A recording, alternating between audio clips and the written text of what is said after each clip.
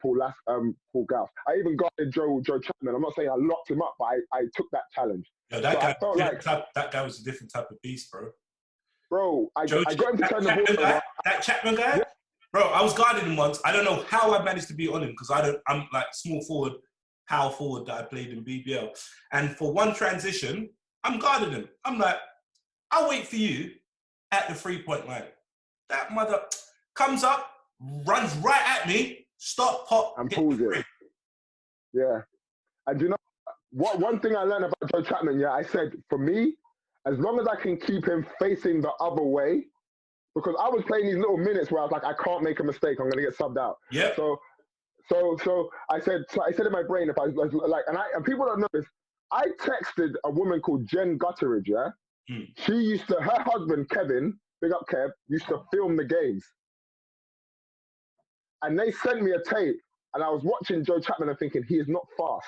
If I can keep him facing the other way, there's no way he's going to shoot. So I'm not saying I locked him up, but I just didn't want him to shoot and make a shot. Because even though he's an unbelievable shooter, it's still going to be my fault if he scores, right? Okay. So I had him for one possession because I was actually going fast. 51 seconds at the end of the first quarter in Newcastle. And I'm guarding this guy. And he's got the ball, and I'm like, he's not pulling up. I'm going to sit on his shooting hand. And the ref called something where he turned the ball over and looked at the ref like, what? And I'm telling you right now, I was happy for the rest of the game. Whatever happened, I did that to the MVP of the league, you know? And the only reason because is I watched tape prior and watched how he was playing and saw he wasn't that quick and he needed to get that head of steam. And he just needed to kill his space for him not to be able to pull up. And he wasn't going to pull up over me like this. I'm not going to foul him. You know what I'm saying? So, yeah, I didn't resent Vince for saying this, but I didn't understand when one day I was starting in the game and said, what do you think I should be doing better? And he's like, Ishmael, you should just be in there trying not to make any mistakes. And for me, when he said that, like I couldn't take anything from that.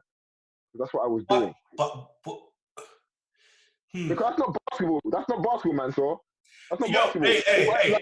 The faster you play, the more you turn it over. Yeah, but the focus to me on that, and this is me guessing, right? And I've coached a couple of games, right? And if I don't really rate a player that much, and I'm just playing them, to me, I'm not really expecting much from them. Yeah. So me saying to them, like, me not having anything to say to them or giving them a specific goal to work on within that game. So to me, the way I would have said that to you was, hey, I need you to get 3 steals this game. I need you to get 5 rebounds. I need you to have 0 turnovers, because now the focal point is not so much on you making a mistake. The focal point is you to going towards a goal. Because your mentality, mentality of people like, and people don't seem to understand that it's harder to play not making a mistake than it is to just play to play. Yeah, but it would have been better for him to just say to you. It would have been better for him to just say to you, "Hey, listen, go out there and work hard." I've heard that in college. I would have loved him. Yeah. To be honest, because that's me. What I'd love for him to say, if I'm super honest with you, I'd love, because this is, I can tell you, bro, I have a photographic memory from when I asked him this question. Yeah. We had just played Sheffield. We lost to Sheffield by 7 at home. But I had 3 steals, 7 points, right? And this is someone that doesn't shoot the ball. This is someone that doesn't shoot the ball. You got to understand, I'm playing the leading scorer in the league. He's the first option. I'm playing with Stephen Gill. I'm playing with Justin Dobbins. I'm playing with Daniel Norman Jr. Americans. I'm playing with Carl Josie. For me, I'm always the last option on that team. So I said, Coach, we lost the game. What could I do to help us? Because I want him to tell me what I can do to help this team win. I don't want to hear that I'm a prospect. I'm 21. Don't get me wrong, I am 21, but I want to hear, Ish, if you want to help our team win, I understand you think like you're hearing about people scoring and this, but your defense is so important to us. You guys are not scoring on us at the moment from the point guard position because of you. Like, I want to just hear some sort of keep going, not don't make no mistakes. Like, that is the most anticlimactic, non-motivational thing. It's not like I stopped playing. It's not like I didn't go back and shoot the 385 shots that Nigel had us shooting every day. But it just felt like you haven't watched me play enough. Like, because he's not the coach at this time now. Mike New's the coach. And Mike New, even though I love his energy and stuff, sometimes you just needed a different perspective from the guys that you're around. Nigel gave me a different perspective. Before I used to walk into the changing room, he's like, Ish, he went right time. I was like every time you reach and he goes right, you make a mistake. You leave your guys naked. That kind of helped me. So after a while, I stopped reaching and I'm guarding this guy and I'm sending him left. And he isn't scoring. So I'm thinking, oh, we're doing all right. This is before plus minuses came in. But from Vince, who's the owner, and I'm transitioning into maybe I want to play here for the rest of my life. This is what people don't get. Like, I probably wanted to be, the people don't understand, I probably want to be an MK line for the rest of my life. So for him to go, just don't make no mistakes, I was like, oh, wow. And then I transitioned to where we don't have Mike anymore and Vince is back the coach and we're at London Lions and I'm being treated as a rookie still. But there's a rookie treatment. I don't know how to explain, but you know what I'm saying? There's a rookie treatment, like, the dumb rookie. This, like, regardless of how I'm not Orlan Jackman. I don't play like Orlan Jackman. But I do have things that can Why did you refer to Orlan Jackman? Because we were the same. Orlan's a year older than me, but we was basically the same age, and he was getting treated like a vet, and I felt like I was getting treated like a rookie still. Guys were acting like I didn't know the plays, even though I ran the place for 4 years. Of course I knew the plays. Of course, and then just the way some of the coaching staff treated me. I'm not sensitive. I am sensitive. I don't care. You sensitive. I am very sensitive. Well. And in a way, being sensitive can gain you clarity, because at some point I'm like, bro, like I had a practice, bro. I'm not lying. I had a practice. My cousin was there as well. Dwayne James, my cousin was there, and Nuno Pedrosa was there, who I played with before at Milton Keynes, who knew that I could shoot and knew I could do these things. And we're sitting there, we're playing preseason games, and I'm playing minimal minutes and things like that. And I'm thinking, I've been here for 4 years, working my ass off. I don't deserve 20 minutes in a preseason game. And you see, that's what I think kills our young players in England, is that. Yeah. Now, it's not for me to make a decision to say whether you was good enough or not. That lies on the coach. I'm just saying, it's not even about that, but I'm just saying it's just like how you keep kids around, and I refer to you as kid even though you're old now, but at that time you're young. How you keep kids around and build your program so it has some sort of a culture is, your players that you've got coming through when they're young. Like me personally, if you're there for 4 years, if I'm not willing to play you respectable minutes in your 5th year, bro, I think it's best for you to find somewhere else. Yeah. Do you see what I'm saying? Because preseason, you're not getting minutes in preseason. Yeah, man. Do you see what I'm saying? To me, it's like, that's when stuff like that happens, to me, it irks me as well, because it's kind of like, like, you really don't rate this guy. And, I'm just being quite blunt, because that's, to me, if you're not getting minutes in preseason, upcoming season, you are getting no burn. This is what I was thinking. And what was crazy, I'll tell you what was crazy, what really hit me when I was like, so I travel with Vince Nigel and Vince, depending if they were whoever was there, every day. And they know my game inside out. They spend the whole time with me. My game inside out. Like, that whole time I spent all this time with you, like, you could have, like, it's not your job. I'm not saying it's anyone's job to mentor me, but I'm with you every single day. You see me showing up. You're the older guy. I look up to you. Like, and let me tell you something about Milton Keynes. I tried out every single year. What? Are you serious? I tried out every year, Milton Keynes, I tried out. So no one could ever tell me, no one could ever tell me nothing. I tried out every single year, bro. That's crazy. I got it. And now, when I went to Essex, and Essex was they treated, like, the way I got treated at Essex, I had to have a 19-point game before I could start. So you gotta understand, there's people averaging 6 points. Wait. The coach said to you, the coach said to you. Not the coach. Wait. Let's get the context right. Robert Youngblood. I don't even like saying his name because he's a pagan to me. But he Wait. Sorry. Sorry. I'm sorry to cut you off. I'm sorry to cut you off. They said to you, you need to score 19 before we can start you. They didn't say that, but that's what happened. Because I didn't start, bro. I went to Essex. I don't want to start. I just want some minutes. Right? I went to play in the NBL 1, even though I was a BBL level player. No one could tell me any different. I was a BBL level player playing in the NBL 1. Yeah, especially even defensively, 100%. I was a BBL player. Maybe offensively, all he wanted to do was catch and shoot and drive. I didn't really have a mid-range game. I didn't really have a pick and roll game, which I've developed now. But 21, defensively, athletically, I could play. It transferred, right? So when I went to, so Robert knows me after all these. Robert's the one that asked me to go to Milton Keynes. I was not interested. I was going to go to Guildford, right? But they had a player coach. I didn't like that idea of a player coach. And Robert said to me, Red Ted, come down, the coach likes you, blah, blah, blah, blah. Went there, whatever. So Robert's been there, seeing me through these years. He becomes the coach of the Essex Leopards, the player coach of the Essex Leopards. And my first mistake, he yanks me. I sit on the bench and I don't play for the rest of the game. And he does that periodically. The only thing that got me minutes in that game was a traffic jam in the tunnel, in the Dartford tunnel. A traffic jam in the Dartford tunnel. I'm working hard every day. I'm getting my shots up. I'm making every practice. Everything. A traffic jam in the Dartford tunnel. We're playing Leeds Carnegie on a packed Saturday.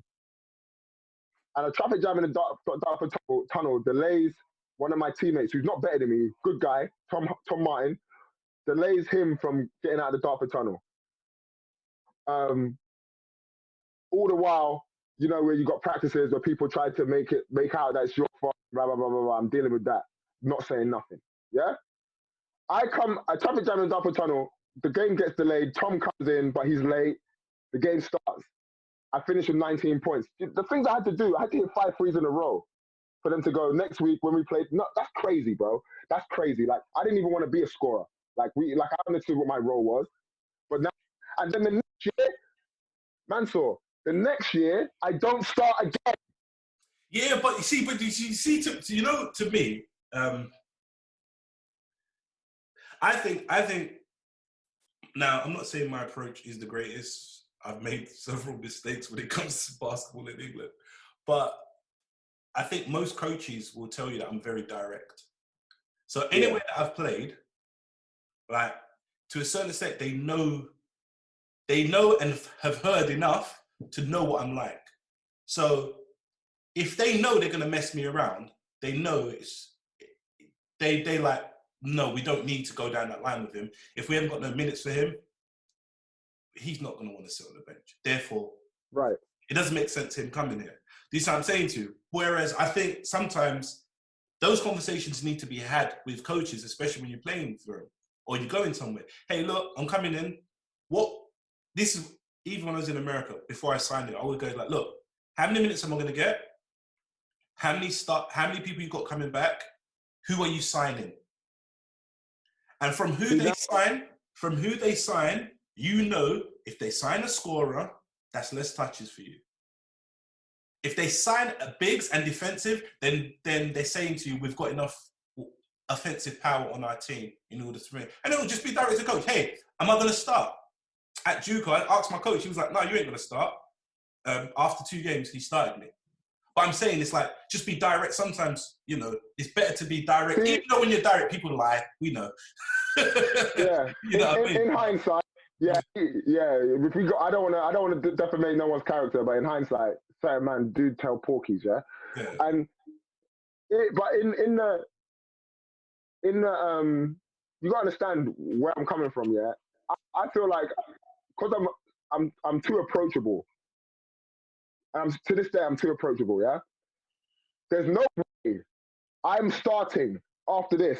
We're winning games that we were losing before because I came to the game late. You lost against this team, you lost against that team. I'm starting, we're winning, yeah. At the end of the season, you get more. We get to the semi-finals of the playoffs, right? And you do the same dumb shit. like I get I take 3 shots in the semi-final. When I got to the when I got us there, when I had 20 in the quarterfinal, but I take 3 shots in the semi-final because they scouted me well. You know what I'm saying? Don't get me wrong, they scouted me well, but I played my role. He asked me to do something and I did it, right?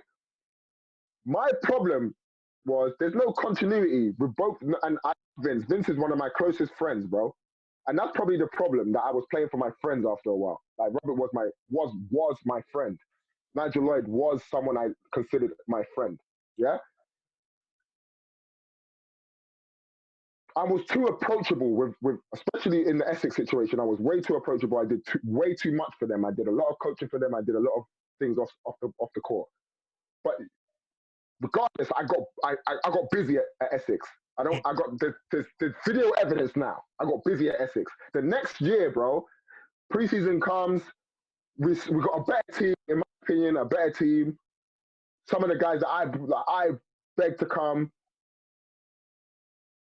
and I'm not starting now. You're starting a man that plays the 4 at the 3, and a guy that should be on the bench at the 5. So I'm sitting there, and we lose our first 3 games. We lose the trophy, right?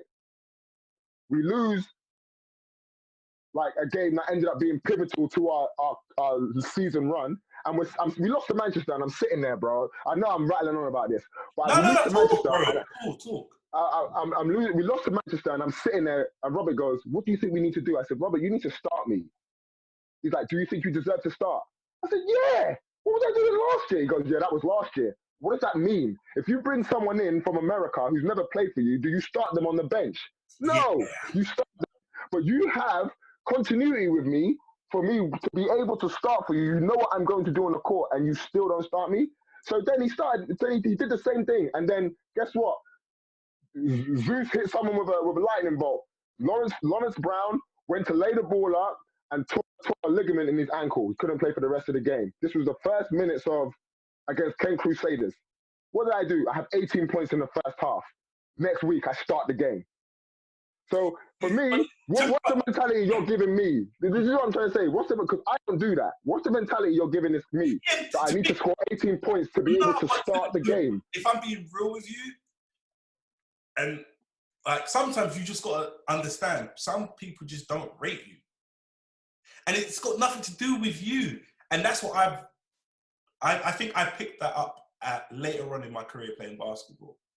And once I realized it had nothing to do with me on how someone rates me, is when I started to be like, okay, cool. Do you see what I'm saying to you? And I think to you, I know what you're saying. But to you, you thought you had in your head, and what you're saying, there's nothing wrong with what you're saying. But in your mind, you're like, I've proved myself last season. You know what I can do. Why am I having to go all the way back to the bottom to prove myself again the following year? And to me, all that shows is the person doesn't really rate you. Do you see what I'm saying to you? Like, I've played for teams. My issue with that is results don't lie. You try. You're first of all, as a GM, you gotta suck. You gotta be some sort of donut, yeah. As a GM/coach, to put a guy that played the 4 successfully for Worcester, for all these teams, and then after you cut, because they cut him, right? He was a good player. They cut him. He ended up going to Northumbria and cooking for Northumbria. Who did they cut? Who did they cut? A guy called Simon. Is he the one who always used to have the headband? Always had the headband. No, he was solid, you know. I hate playing against him, but he was solid. Great player. Yeah, they played him at the 3 though, Mansour. Is he a 3? No, he's not. He's an inside player. He's not. He can't. Right, he's not a 3. He's right. Not. Sorry, let me rephrase that. He's not a shooter. Yeah. He's a good rebounder. He's strong. Busy. Right, he's nice. Good rebounder, strong, and he knows he's in a good position, and he does a lot of help. So I remember playing against him when I was at Leicester, and every time I played against him, he was this guy I didn't like playing against. I knew it was going to be a long day. It was going to be a long day. Why would you play a three man who played at Worcester Wolves BBL playing the 4? Why are you going to play him at the 3 now? So even if he said, yeah, I can play the 3, just watch, just use your eyes. Do you know what I'm saying? Like, so I'm sitting there like, okay. And then he said, you got to start. But what? Don't rate me, fine. But let me go somewhere else then. Like you're gonna tell me Reading Rockets didn't want me? They told me they wanted me. You told me to come back. Like it just the mind boggled, man. Like Reading Rockets had 2 coaches that wanted me after the 2 years that I played there. Manuel wanted me, great guy, Manuel Pina, and the coach before, the crazy one that ended up going to Leeds, right? What's the issue? So Because you want to sign this guy. But do you think you had misplaced loyalty? I still have misplaced loyalty. That's my problem. That's my issue. Do you know what I kind of think that is? And take this how you want. I think that's a little bit of our hood mentality, where we believe if we're loyal to somebody, they will be loyal to us. And that's what friendships and relationships are built on. But when it comes to business, and regardless how much money basketball in England makes or doesn't make, you have to understand it is a business. So sometimes, like for instance, and I'm not saying this is what he did with you, but him saying to you, hey, come back, means he knows Reading doesn't have you. But that is, I really respect that. I understand that. From a standpoint, because I wouldn't do that to my boy. Yeah, but he wasn't your boy, though. Bro, he wasn't your boy. He wasn't your boy, bro. Nah, he's not, bro. Me and this guy used to sit in his house and have we were friends, we were teammates before he was like, that's that. So now I tell people, don't be on the same team as if the coach is your boy, that's